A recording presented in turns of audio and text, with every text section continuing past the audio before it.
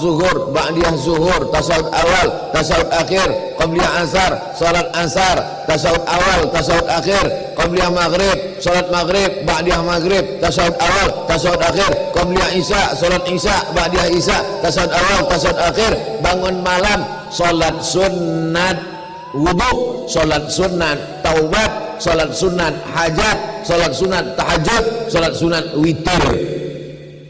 Berapa kali itu Pak Ustaz? Hitunglah. Takkan aku juga ngitung lagi. Jadi apalah guna banyak-banyak syahadat itu? Supaya lulus tiket pertama mati dalam keadaan la ilaha illallah. Lakinul mautakum, talkinkan ke telinga orang yang mau mati itu. Hadis sahih. Lakinu, talkinkan.